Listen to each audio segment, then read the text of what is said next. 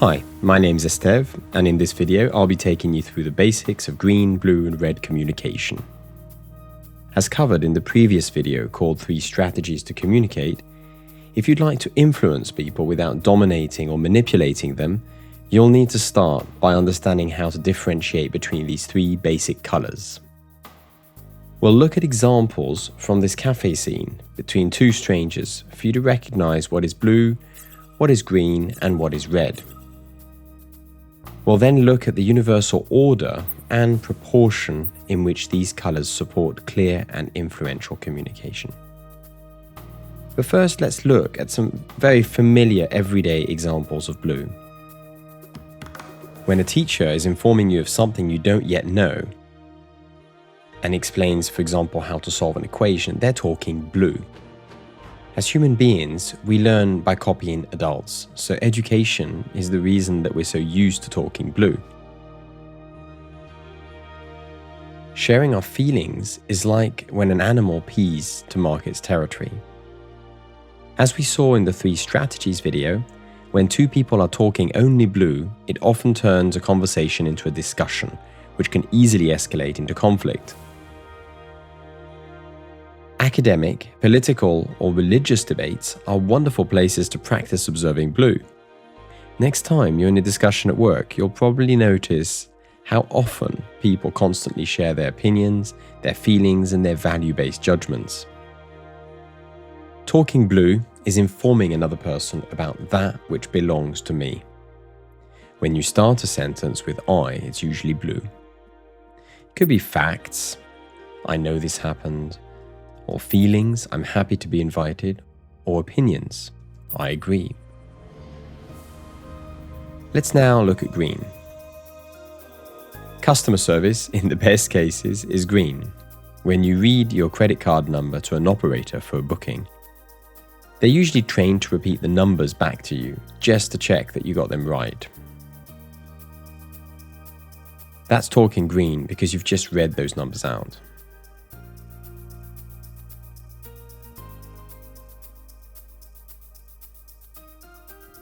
When a mother talks empathically to her daughter who hurt herself by saying, "Oh, that must hurt you really, really badly," she's not informing her daughter, simply re-expressing her daughter's feelings, which makes it green.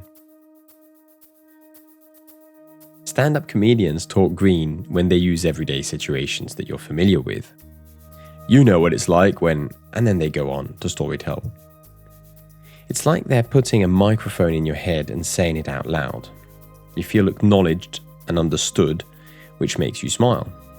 And if they're green enough for you, they'll actually make you laugh. Talking green is talking about that which belongs to the other.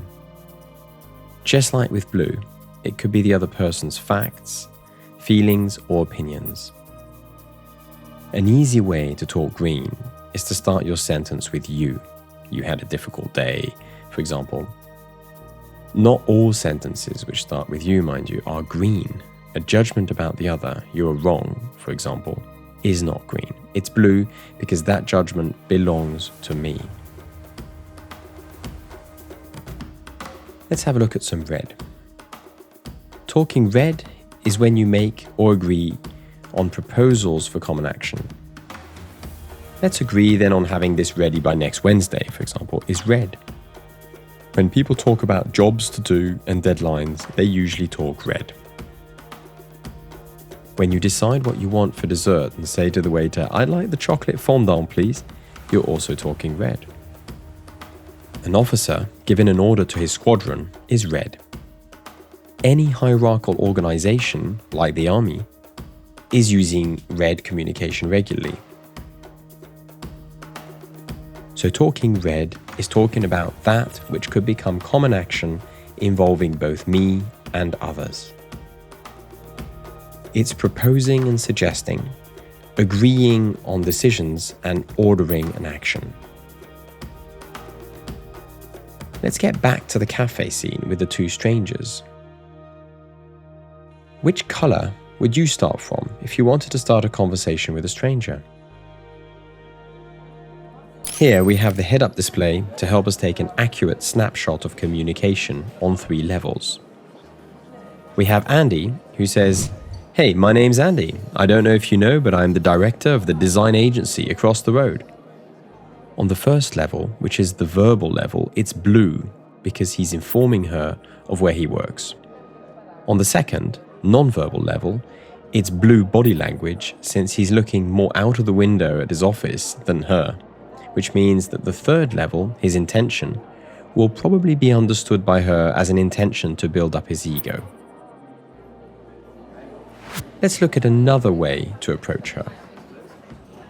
This time, he says, "I'm thinking you and I, boom, we cruise around town and go to a nice steakhouse. What do you say?" On the verbal level, it's red, because he's suggesting a common action. On the non-verbal level, it's red timing, since he's suggesting an action before finding out if she's even hungry or eats steak.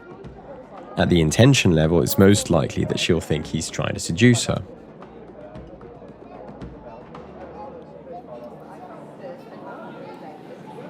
Let's now see what green looks like. After a pause, he says, "Hey, that must be a really interesting book, because you haven't touched your coffee in like half an hour." On the verbal level, it's a technique called the elephant, which is a very powerful technique used to put something obvious but unspoken out in the open. It's green because he's talking about her reading.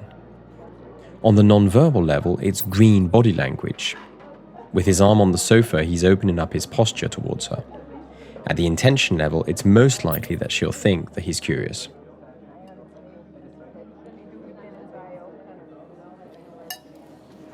When two people communicate, the color is simply a reflection of where a person is focusing on a scale of me versus other. The speaker can choose to focus anywhere on this gradient line. Focusing on me is blue, focusing on the other is green, while focusing on common action is red. Now that you see the difference, you're probably wondering how this helps your communication. Well, being able to recognize and use these 3 colors consciously opens up an extremely useful insight, which is using the colors in the most influential order. So let's have a look at the order. Let's look at a more intimate example where you'd be trying to seduce a person. Blue would be the striptease, where the focus is on me looking good. Red is getting down to it. But what would be green? Well, foreplay, because it's focusing on making the other feel comfortable.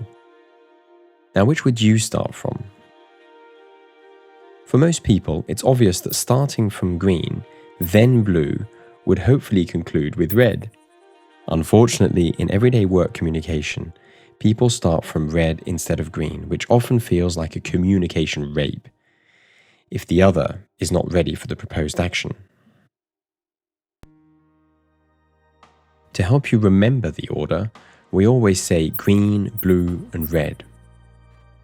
The takeaway here is to resist the temptation to jump to red too soon in conversations. Now we'll look at the recommended proportion of the colors. In this historic speech given by John Kennedy, just look at the proportion of the colors used. Most of it is him talking about things that belong to the crowd, their hopes, their fears, and their desires. Nelson Mandela's inaugural speech in Pretoria in 1994 shows again just how much green is being used to influence the crowds.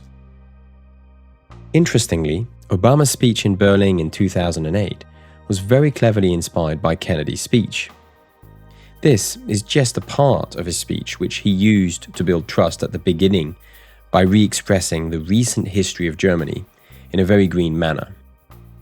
He then went on to use a lot of red, but it's still an interesting example of how much green is used to influence people. It's often surprising how much green and little blue is really needed to influence people.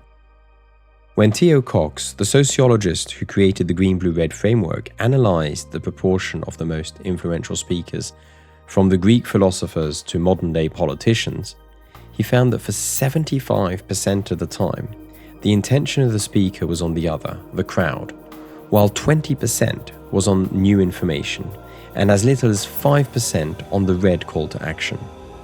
He explained that if you speak close enough to your listener and inform them with the most essential blue information, the action will most likely happen as a result. The key takeaway from this video is for you to start becoming more aware of the colors that you and others use in daily communication. You can download and keep this infographic summary handy to help you notice patterns with how the colors are used in your work and at home. So what colors are you aware of using at work? Reflecting on the colors you use at work, but also at home with your family, is an excellent way to start becoming a more conscious communicator.